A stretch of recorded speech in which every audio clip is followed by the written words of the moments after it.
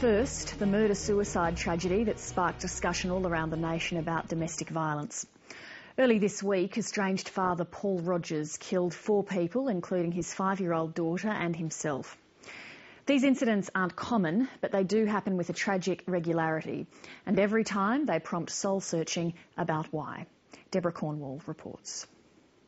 I can't understand what goes through a father's mind in the terms of, I have to kill my child to get to her.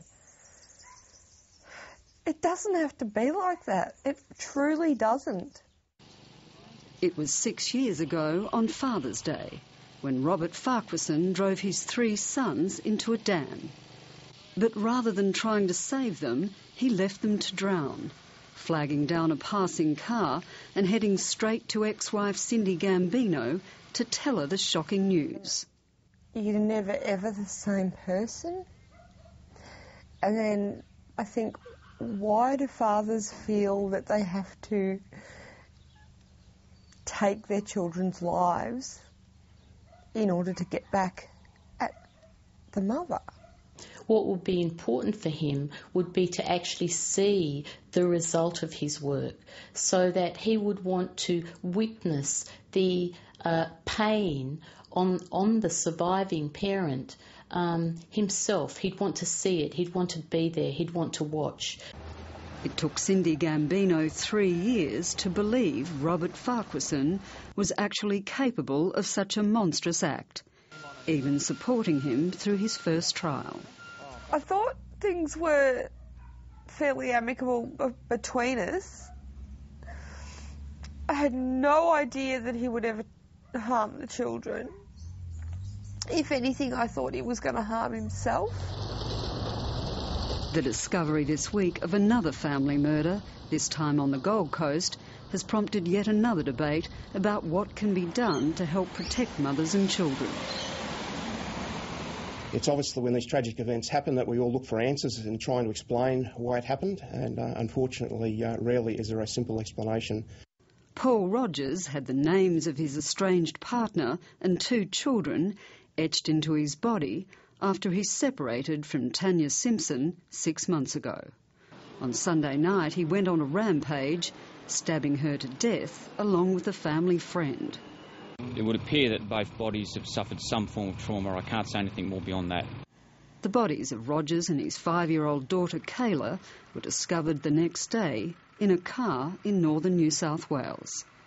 I think what's really driving these men is their own need to have power and control over the woman that they were in a relationship with.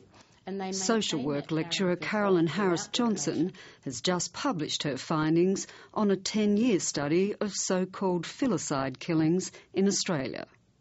What she found was a clear pattern among men who kill their families. It's not so much the custody battles that drive men to murder, she says. More than anything, they simply want to punish their wives for leaving them in the most horrific way they can. My research showed that where these cases had occurred, there wasn't actually an existing dispute in the court. So what I see is that the proprietary attitude that these men have, both towards their wives and towards their children, allows them to commit the offence because they are possessions of his. They're not entities in their own right. There's sliding doors in life. So you decide which doors you're going to take, and that was the door that he chose to take on that day, was to kill the kids and himself. DIONNE Ferring's 2 children were suffocated by their father Jason Dalton on Anzac Day 2004. I knew that he was capable of murdering me because of the threats he'd made against me, but I never ever thought he would kill the kids. I don't think anyone knew what he was capable of. I certainly didn't. I didn't think he would do that. And could anything have been done differently? No. He had it in his mind of what he was going to do. I don't think anyone could have changed his mind. Men's Line, a national counselling service, Today cautioned men going through the crisis of a divorce or separation didn't need the stigma of being regarded as potentially homicidal. And obviously men who are going through these situations may be feeling angry, hurt or scared, but that doesn't mean to say they're dangerous. So we're talking about a very, very small group of men who have a particular and intense need to control their partner and who will never accept the finality of separation. But victims and experts say we now know enough about this kind of homicidal behaviour to recognise some of the red flags. Things like veiled threats to harm the children or explicit threats to harm the children or the self should be warning flags to everyone. My biggest thing is just get help. Don't think it's the end of the world. It's not the end of the world. The end of the world is when you kill your children. Deborah Cornwall reporting.